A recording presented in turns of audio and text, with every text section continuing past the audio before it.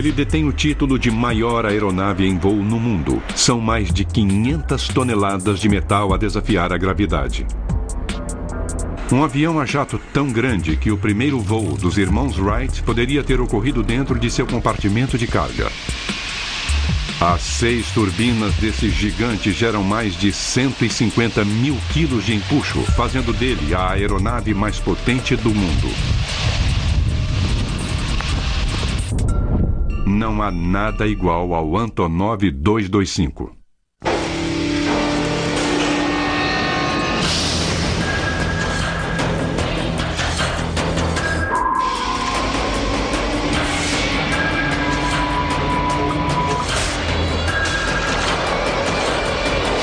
Superestruturas.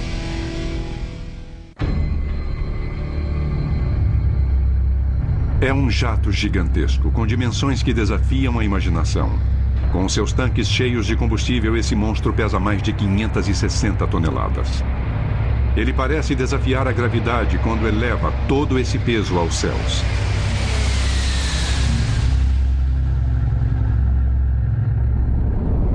É um avião tão grande que até o homem encarregado de pilotá-lo achava que ele não iria sair do chão. Quando eu vi o avião na linha de montagem pela primeira vez, eu disse, não é possível. Não é possível que esse avião possa decolar.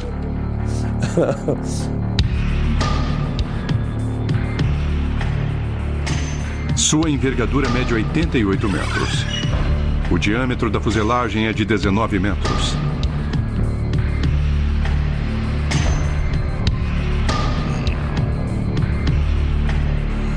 Sua altura é de quase 7 andares. Essa aeronave é tão imensa que um só trator não consegue movê-la.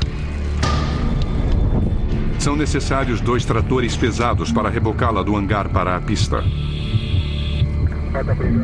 Todos esses dados somados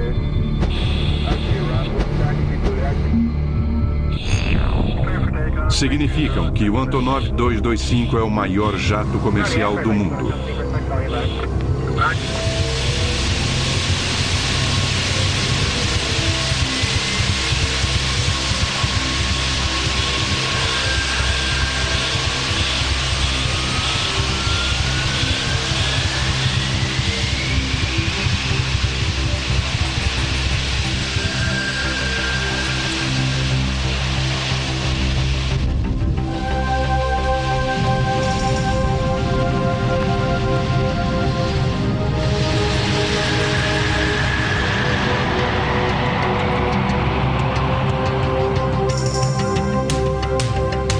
Esse monstro de 6 motores é o campeão peso pesado dos céus.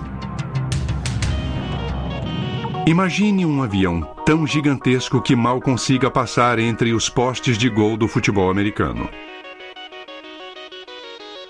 Para que se possa ter uma ideia, o jato mais utilizado do mundo, o 737, parece um anão ao lado dele. E com seus 84 metros de comprimento, é 14 metros maior do que o maior jato de passageiros que existe, o Boeing 747-400.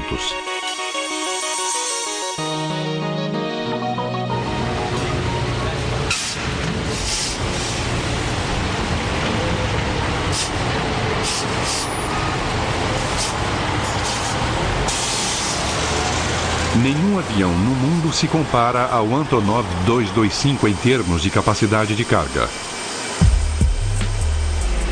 O C-17 Globemaster da Força Aérea Norte-Americana transporta 85 toneladas.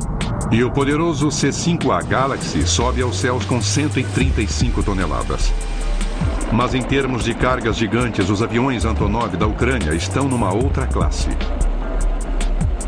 O Antonov 124, o irmão menor do 225, se é que algo desse porte pode ser chamado de menor, aceita uma carga de mais de 150 toneladas. O 225 é a próxima ordem de magnitude. Sua capacidade de carga é de 250 toneladas e é capaz também de carregar 250 toneladas sobre seu teto. Além de ser o campeão de levantamento de peso, o avião é imenso. Sua fuselagem é cavernosa, capaz de engolir 8 casas de tamanho médio. É um jato colossal. Já houve quem, ao ficar à sua sombra, o chamasse de céu encoberto de alumínio. Mas ser o maior do mundo não é a única coisa que distingue esse jato soviético de todos os outros aviões. Não se encontra um Antonov 225 com facilidade. Na verdade, você está vendo o único que existe.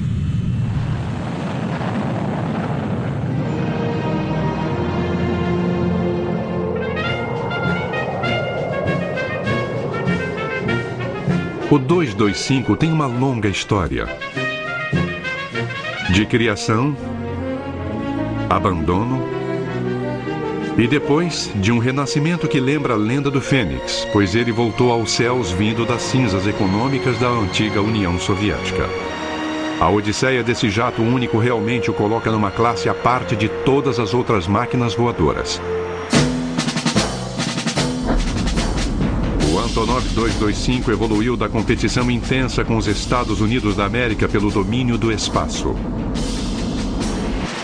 Esse pesado monstro de metal foi construído na Ucrânia em 1988 para carregar o ônibus espacial soviético. O ônibus espacial, com seus 36 metros, ficava confortavelmente apoiado sobre os ombros largos do Antonov 225 e era ofuscado pelas dimensões da aeronave projetada para transportá-lo.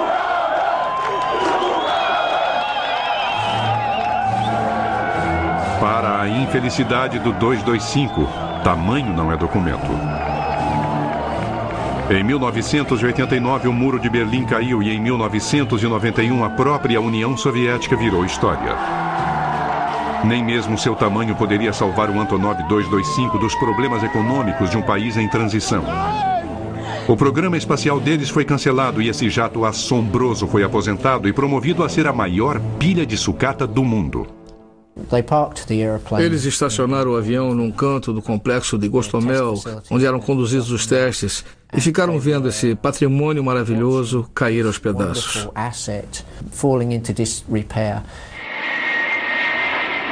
Quase 10 anos iriam se passar até que o poderoso Antonov 225 viesse novamente a desafiar as probabilidades e a gravidade.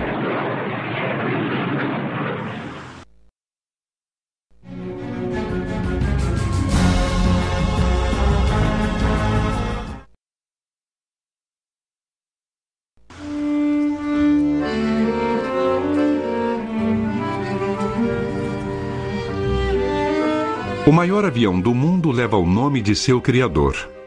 O nome de um homem cuja paixão pelos aviões teve início no tempo em que o czar Nicolau II ainda imperava sobre a Rússia e a ciência aeronáutica vivia sua primeira infância. Ele viria a se transformar num dos heróis de uma nação que ainda não existia. Oleg Konstantinovich Antonov nasceu no dia 7 de fevereiro de 1906, perto de Moscou. 3 anos apenas depois de os irmãos Wright terem voado pela primeira vez em Kitty Hawk. Enquanto seu país atravessava a Primeira Guerra Mundial e a Revolução Comunista, o jovem Antonov mantinha sua cabeça nas nuvens. Ele colecionou peças de aviões da Primeira Guerra e sua fascinação com o voo o levou a projetar seu primeiro planador. Oleg Antonov construiu sua primeira máquina voadora em 1923, quando tinha 17 anos de idade. Era um planador que não chegou a ter muito sucesso, mas durante os 15 anos seguintes, Oleg Antonov construiu muitos outros planadores de classe internacional que ganharam alguns campeonatos soviéticos e mundiais. Ele aperfeiçoou suas técnicas de engenharia na Escola Politécnica de Leningrado, onde se formou em 1930. A partir daí, trabalhou como projetista-chefe em várias fábricas soviéticas, desenvolvendo mais de 30 tipos diferentes de planadores. Ele foi um engenheiro de muito talento, especialmente em aerodinâmica. Durante a Segunda Guerra Mundial, Oleg Antonov foi subchefe de projetos do Sr. Yakovlev, o famoso projetista de aviões de caça, mas isso não o satisfazia. Nas horas vagas, se é que ele tinha horas vagas, ele projetava seus próprios aviões, um dos quais veio a ficar famoso, o biplano Antonov II. Esse pequeno avião, o Antonov II, mostrado em frente aos escritórios de seu criador em Kiev, foi o modelo que o levou a projetar os jatos de grande capacidade de carga que levam seu nome hoje. O projeto teve o apoio do Sr. Yakovlev e do Ministério da Indústria Aeronáutica. O primeiro protótipo foi montado na fábrica de Kiev e voou em 1946. O avião era bom, obteve grande sucesso e o governo resolveu produzi-lo em grande escala.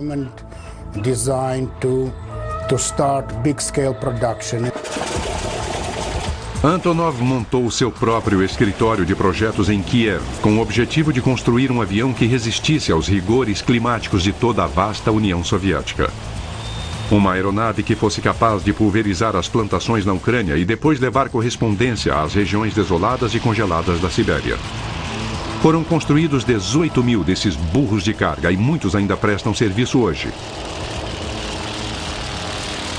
A capacidade que Antonov tinha para projetar aeronaves que preenchiam perfeitamente as necessidades soviéticas fez com que ele se tornasse amigo de Nikita Khrushchev, o que lhe deu um certo status na União das Repúblicas Socialistas Soviéticas. Pouca gente tinha um escritório assim na União Soviética. O escritório de Antonov foi preservado como se fosse um santuário e está cheio de objetos antigos que lembram a Guerra Fria, gravadores secretos, sistemas complexos de comunicação e painéis secretos. Esses objetos revelam truques de pouca tecnologia que eram usados na prática da engenharia e dizem muito sobre Oleg Antonov e seu papel vital para a aviação soviética. Antonov continuou a projetar aviões nesse escritório e esses aviões ficavam cada vez maiores graças a esse homem ao qual a Ucrânia dedica uma admiração pouco divulgada, por ele ter consistentemente produzido os maiores aviões do mundo. A primeira aeronave de fuselagem larga do mundo foi projetada aqui em 1965, o Antonov 22. Até hoje, o 22 continua sendo o maior avião a turbo-hélice do planeta. Foram produzidos cerca de 100 desses grandes aviões militares de transporte.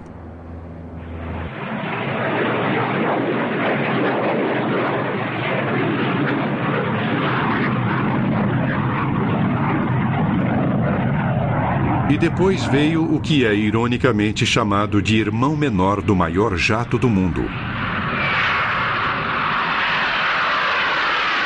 O Antonov 124.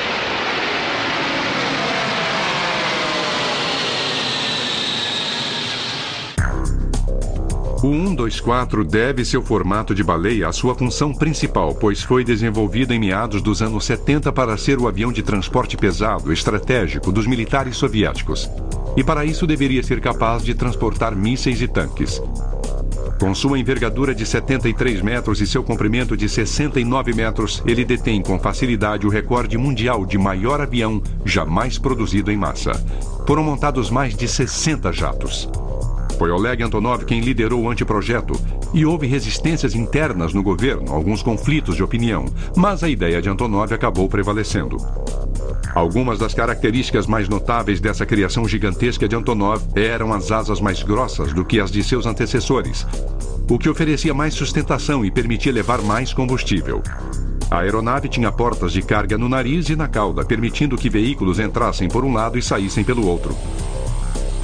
Esse jato tinha a capacidade de se inclinar para frente sobre seu trem de pouso, facilitando o acesso pela frente, e dispunha de seu próprio guindaste, que levantava cargas na cauda e as levava para dentro do avião, para a posição desejada.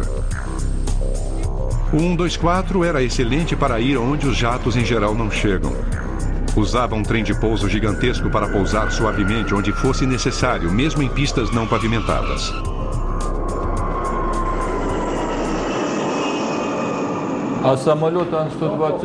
O Antonov 124 é capaz de pousar em pistas de pouso primitivas. Já pousou até na região polar em campos de pouso congelados, quando transportávamos suprimentos para aquelas regiões. O primeiro protótipo voou em dezembro de 1982 e em 1984 o avião de transporte já estava em produção.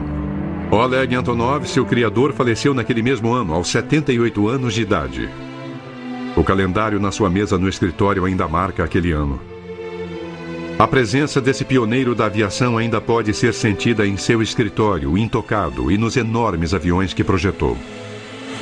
O sucesso obtido pelo modelo 124 permitiu que a companhia que Antonov deixou como legado se lançasse no projeto de um avião ainda maior, um jato que estivesse à altura do programa espacial soviético e de sua corrida contra os Estados Unidos para o domínio do espaço.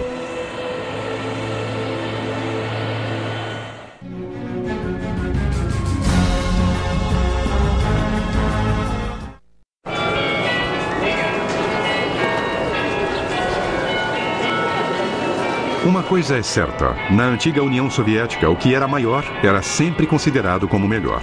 Das estátuas colossais aos helicópteros desajeitados, o tamanho dominava.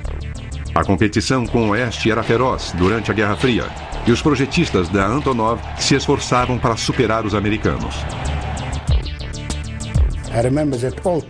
Eu me lembro que competíamos com os Estados Unidos o tempo todo em termos de aeronaves de transporte. Eles construíram o Hércules, nós construímos o Antonov 12. Depois o Antonov 22. Eles construíram o C-5. Construímos o Antonov 124. Depois só o Antonov 225. Talvez os Estados Unidos não precisassem de um avião maior e talvez não tenham construído mais nada justamente por causa do Antonov 225.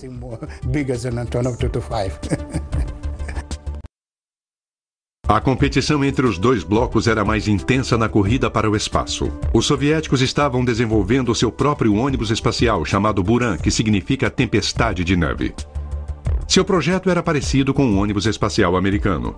Os engenheiros soviéticos haviam tentado projetar algo diferente, mas no fim uma cópia dinâmica em forma de flecha foi a escolhida. Há, no entanto, diferenças significativas, pois o Buran não tem motores principais para que possa levar mais carga, e por isso depende exclusivamente dos foguetes externos para entrar em órbita, o que lhe dá uma capacidade de carga 4 vezes maior. Diferentemente do ônibus espacial americano, que tem motores principais com um tanque externo e foguetes propulsores a combustível sólido, o Buran usa foguetes que queimam combustível líquido controlados por acelerador, que são ligados e desligados para evitar explosões como a que causou o fim da missão Challenger em 1986. Nos anos 80, o programa do ônibus espacial soviético estava atrasado, mas eles queriam acompanhar o ritmo do programa norte-americano. Os soviéticos não tinham um veículo maior para transportar o Buran, por isso, em 85, foi iniciado o programa do Antonov 225. Era necessário inventar e projetar um sistema e um veículo para transportar esse ônibus espacial para a área de lançamento que ficava muito distante da fábrica. Essa aeronave foi construída sob exigências muito fortes, tanto em termos de prazo como de custo. E tudo era consequência do fato de que os Estados Unidos já tinham seu ônibus espacial e a União Soviética estava ficando para trás.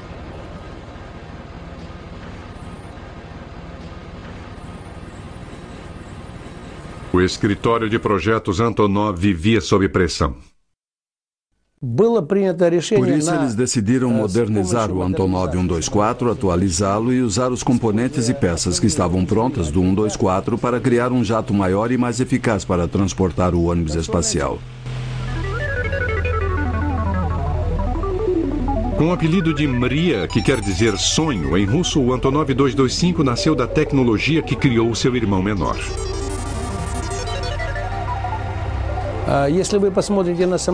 Olhando bem para o 225, é possível notar que ele tem muitas semelhanças com o Antonov 124. Há muito em comum entre os dois aviões. O corte transversal é idêntico ao do Antonov 124. Os painéis do para-brisas do 225 são, na verdade, os mesmos do 124. E as turbinas são as mesmas do Antonov 124. A diferença é que são 6 ao invés de 4.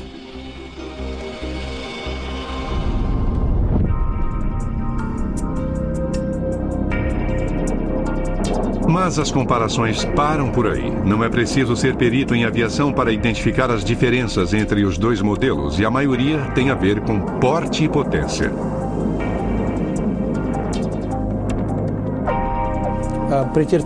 Houve uma alteração na seção de cauda. É uma cauda de empenagem única para compensar pelo transporte do ônibus espacial sobre a aeronave. Não há porta traseira de carga porque a fuselagem é muito longa e nós aumentamos os números de suportes do trem de pouso traseiro. Há 7 de cada lado no Antonov 225, que usa um total de 32 rodas, incluídas as da bequilha dianteira.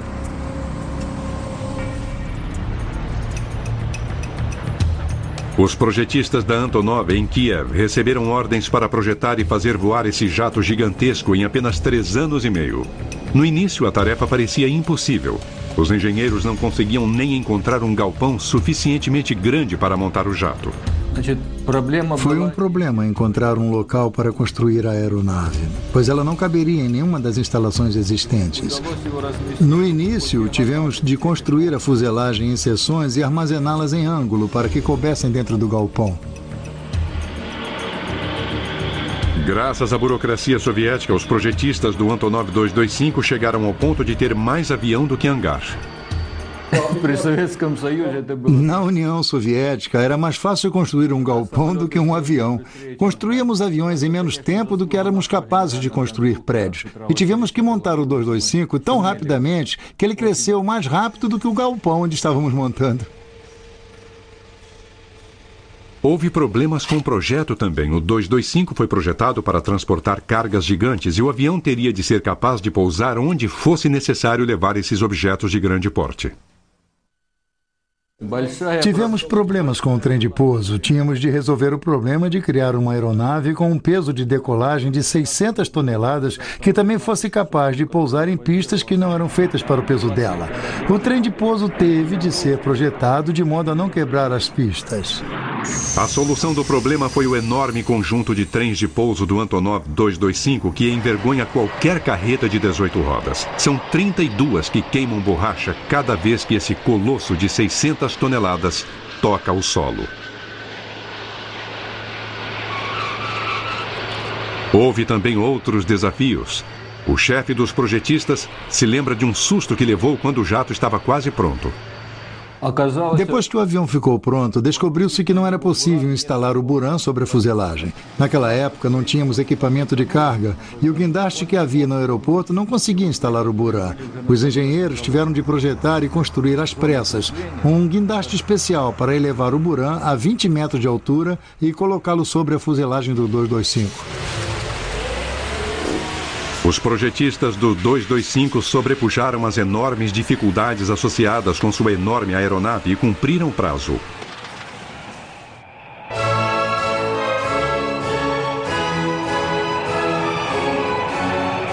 Ele foi rebocado para fora do hangar com toda a pompa e circunstância. Chegara a hora de provar que esse gigante de 6 motores podia voar.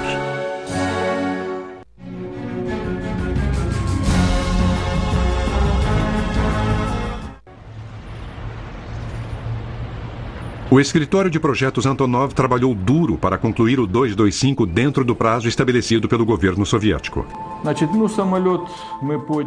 Naquela época havia uma tradição de terminar as tarefas antes do fim de cada ano. O voo inaugural do avião ocorreu no dia 1º de dezembro de 1988. O diretor de testes de voo, que achava impossível o Antonov 225 voar, mudou rapidamente de opinião ao participar do primeiro voo histórico desse avião. Começamos a testar o avião na pista de taxiamento. Depois conduzimos testes na pista de pouso e finalmente decolamos para o primeiro voo.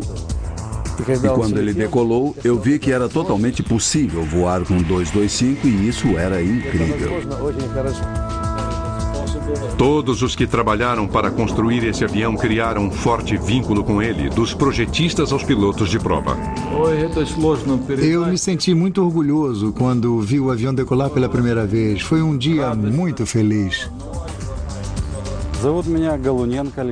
Meu nome é Alexander Galunenko. Eu sou o piloto-chefe de provas da aeronave Antonov 225. É claro que gosto de fazer o que faço. É um emprego único, um verdadeiro desafio. Este avião é absolutamente único. O 225 quebrou 109 recordes mundiais de autonomia, altitude e capacidade de carga em poucos meses após seu voo inaugural.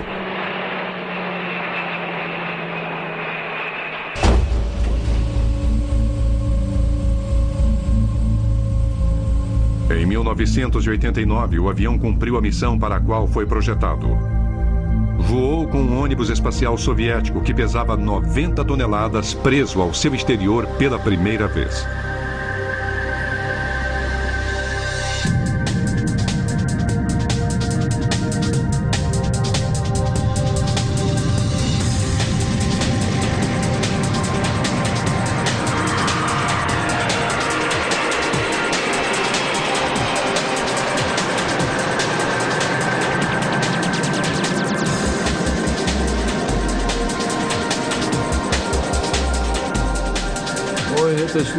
É muito difícil descrever o que eu senti. Orgulho, alegria. Eu fiquei eufórico, muito alegre quando ele voou com o Buran.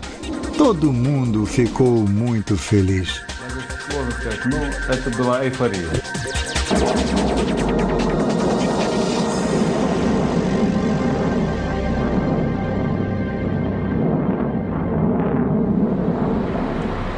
O 225, com Buran preso a ele, apareceu pela primeira vez perante uma audiência internacional no Salão de Aviação de Paris em 1989. O jato gigantesco roubou a cena. Eu me lembro que em Paris, em 1989, os visitantes não se interessaram por nenhum outro avião do show, mas havia uma fila enorme perto do nosso para visitá-lo. O porte e a potência do Antonov 225 capturaram imediatamente a imaginação do mundo. Houve até propostas para transformar o Antonov em aeronave de lazer para fazer cruzeiros. Houve muitas propostas estranhas apresentadas por estrangeiros muito ricos. Foi sugerido que ele fosse transformado em hotel voador com quartos e suítes no deck superior e no deck de baixo haveria piscinas e um cassino. E quantas pessoas poderiam desfrutar dessa fantasia de lazer? Do ponto de vista técnico, o avião poderia levar até 1.500 pessoas. É interessante fazer algumas comparações. O jato de passageiros de maior capacidade em operação hoje é o Boeing 747-400, que a plena carga transporta apenas 524 passageiros. Se fosse adaptado, o Antonov 225 poderia levar quase 3 vezes esse número de pessoas. O Buran acabou só executando um voo espacial, e poucos anos após o voo inaugural do 225, ocorreu um evento que mudou o mundo e acabou com todos os planos grandiosos acerca do futuro desse jato gigantesco.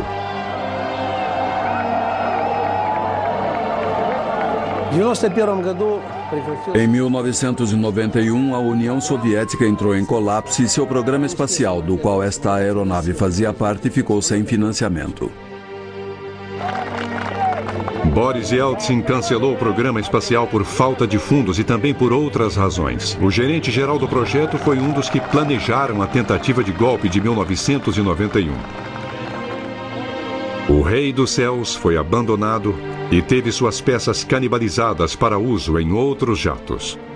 O único Antonov 225 do mundo estava sendo esquartejado aos poucos, sacrificado, pedaço a pedaço, para salvar da ruína financeira a companhia que o projetou. Ele deixou de voar por falta de fundos e permaneceu parado por 8 anos. O avião, que foi criado para competir na Guerra Fria, acabaria renascendo na forma de ferramenta capitalista.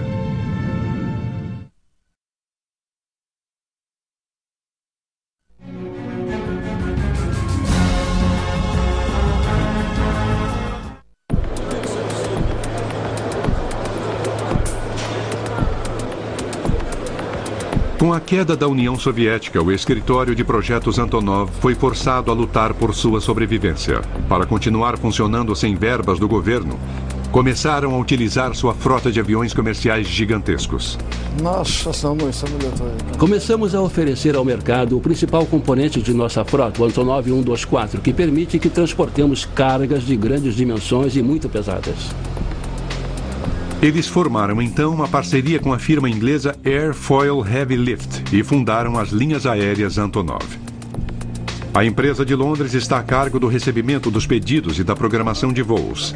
Juntas, as duas companhias preenchem um nicho do mercado usando os megajatos da Antonov que ninguém mais tem. O maior concorrente deles no Ocidente utiliza Jumbo 747 de carga, que não são grandes o suficiente para transportar certos tipos de carga superdimensionada. E logo a Antonov começou a transportar tudo, de geradores de hidroelétricas a equipes de carros de corrida, carros, equipamentos de apoio e todo o resto para qualquer destino no mundo. É quase que uma questão de você mencionar qualquer coisa e nós dizermos que já transportamos. A carga que me marcou mais foi a locomotiva que levamos completa do Canadá à Irlanda faz alguns anos, estabelecendo o recorde mundial de carga comercial, pois ela pesava 109 toneladas. O conceito psicológico de colocar uma locomotiva dentro de um avião é demais para uma mente normal.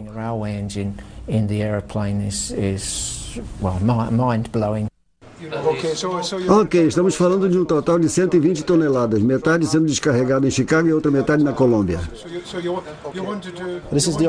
Aqui fica o centro de operações da Airfoil Heavy Lift, e é daqui que coordenamos os voos que operamos juntos com o escritório de projetos da Antonov, que incluem aviões Antonov 124 e 225. O planejamento é crucial quando a carga é muito grande ou muito pesada, ou ambos, e os computadores ajudam a determinar como a carga vai ser colocada a bordo. Desenvolver o plano de voo é também um grande desafio. Cargas pesadas resultam em alto consumo de combustível e, em geral, são necessárias várias escalas para reabastecimento. O impressionante é que os maiores aviões do mundo não exigem as maiores pistas de pouso do mundo. Esses aviões podem pousar em espaços limitados. O 124 pode pousar até em campos gramados, o que o tornou muito popular na África, onde transporta suprimentos que salvam vidas. Um deles, uma vez, levou 452 refugiados etíopes para um local seguro. O grande 124 sustenta também o escritório de projetos Antonov. Ao utilizá-lo para prestar serviços, a companhia conseguiu sobreviver à queda da cortina de ferro. O nosso Antonov 124 produz dinheiro que, em tempos difíceis, ajuda a manter nosso escritório de projetos em Kiev.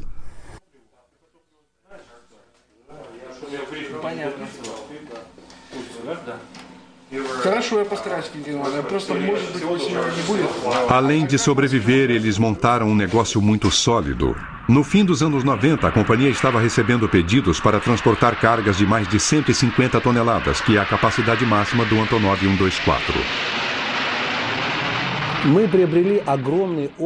Ganhamos muita experiência em transporte comercial com a operação do 124 e chegamos à conclusão de que havia uma demanda para transporte de cargas com peso além da capacidade do 124.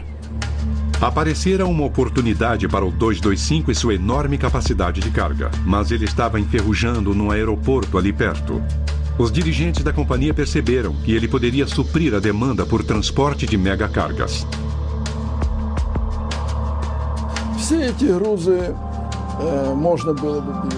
Essas cargas pesadas podem ser transportadas pelo Antonov 225 com facilidade, e a administração de nossa companhia decidiu recuperar a aeronave que estava abandonada havia muitos anos.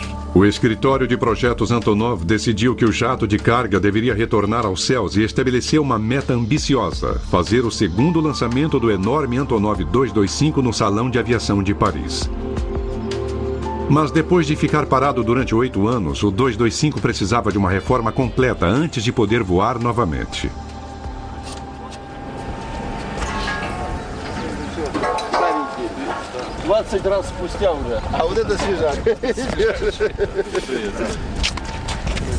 E de repente foi como se a história se repetisse, pois os mesmos projetistas, montadores e pilotos desse avião fenomenal foram chamados para executar o milagre de sua ressurreição.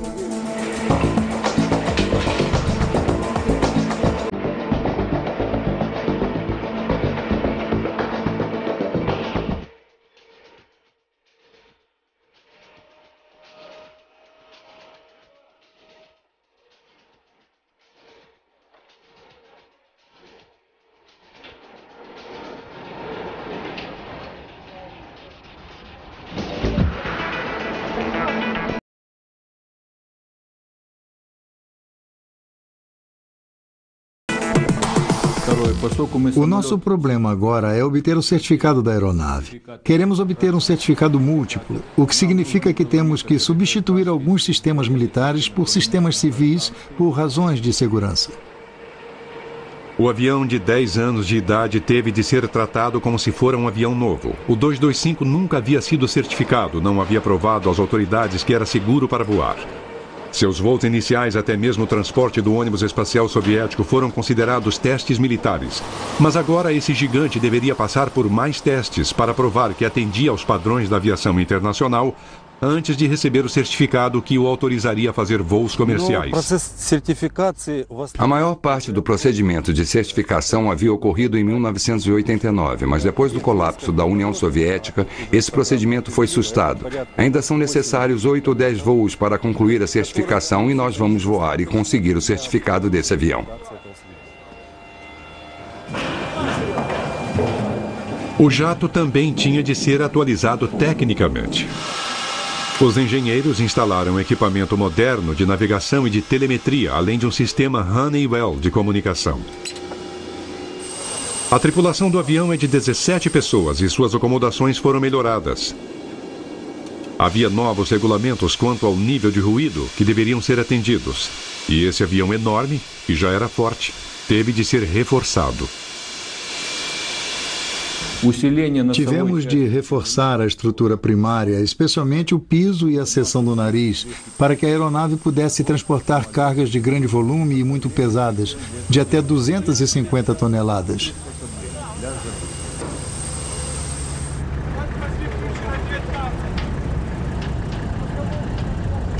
Todas essas melhorias foram necessárias para preparar esse grande jato para longos transportes. O avião está sendo submetido agora à manutenção de solo, antes do nosso primeiro voo, depois desse tempo todo parado. O 225 recebeu 6 turbinas novas fabricadas na Ucrânia, que produzem em conjunto mais de 150 mil quilos de empuxo.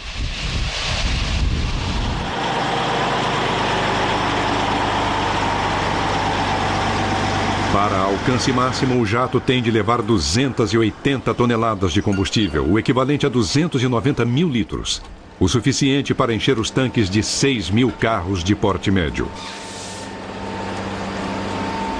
O 225 leva consigo um lago de combustível, que ele bebe à razão de 18 toneladas por hora.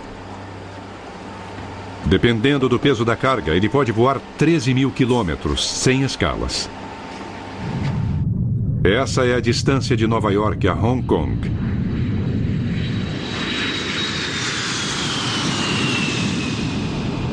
Antes que um piloto faça esse enorme pássaro abrir suas asas de quase 90 metros, ele tem de se preparar para algumas das peculiaridades de um monstro desse porte. É claro que há certas dificuldades. O piloto tem que se preparar para certos momentos. Por exemplo, a envergadura é tão grande que há momentos em que o avião resiste à aceleração. As asas são tão grandes que tem de decolar primeiro para depois dar sustentação à aeronave, e por isso qualquer alteração na velocidade pode causar problemas para a tripulação.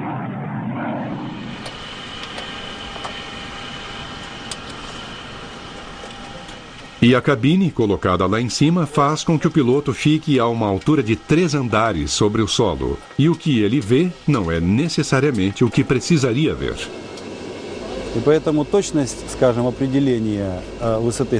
O pouso do 124 ou do Boeing 747 tem certas peculiaridades e o mesmo acontece aqui com o 225. Por exemplo, os olhos do piloto estão a cerca de 10 metros do solo quando ele pousa. E ele tem que confiar nos instrumentos para pousar, e não no que vê.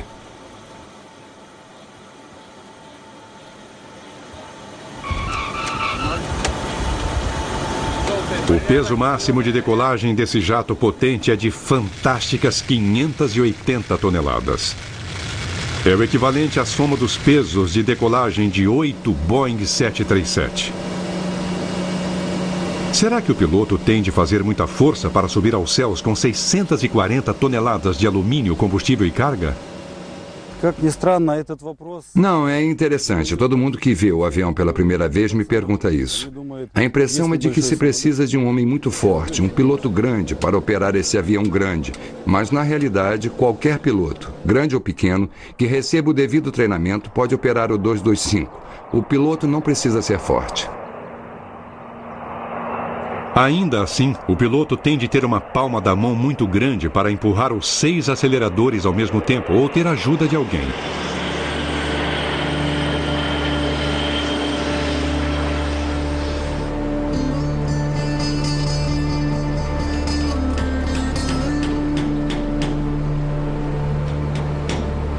No período de 1 ano de ser retirado da naftalina e depois que as peças canibalizadas foram repostas e os sistemas de bordo atualizados, os homens que originalmente montaram o 225 podiam voltar a se orgulharem dele.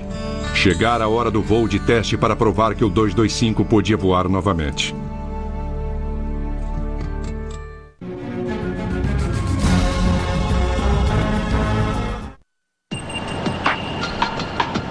Foram gastos 20 milhões de dólares na reforma do Antonov 225 e em abril de 2001, depois de 8 anos no solo, o Golias de 6 turbinas acelerou e decolou no seu segundo voo inaugural.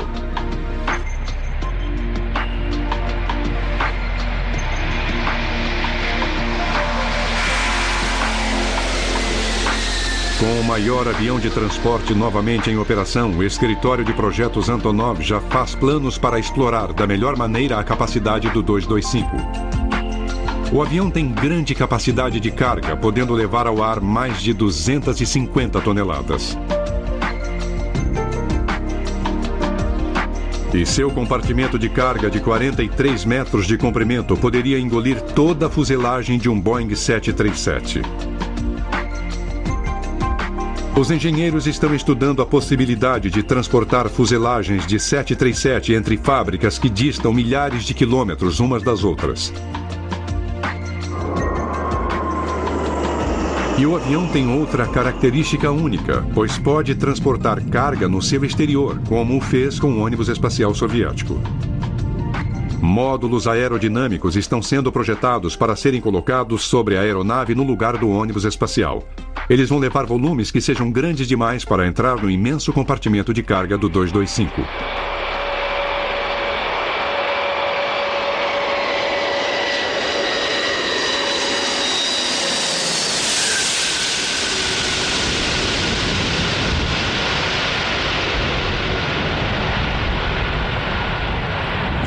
O avião recebeu seu certificado 1 mês depois do primeiro voo.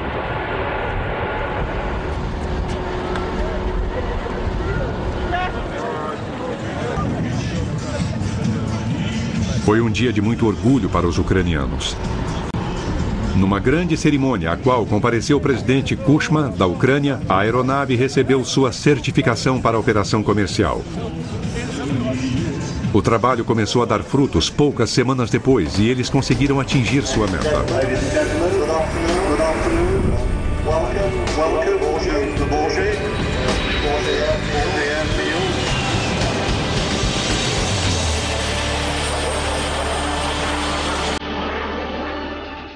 O 225 voou para a França e debutou pela segunda vez no Salão de Aviação de Paris. E como antes, o enorme jato fascinou todos os que o viram.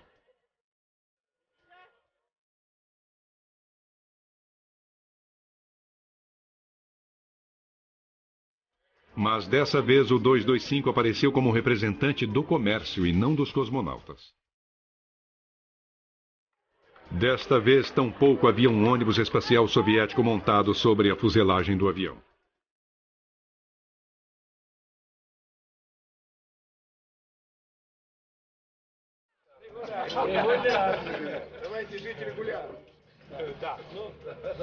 Em vez disso, a tripulação do Antonov fez o maior número de contatos possível, na esperança de conseguir contratos para transportar carga de outros países no seu avião, único no mundo. E quando o Antonov 225 finalmente rugir sobre a pista e elevar todo o seu peso, as pessoas que assistem ao show em Paris não vão ver apenas o renascimento do maior jato do mundo, vão ver um grupo de homens da antiga União Soviética voando para um novo mundo econômico.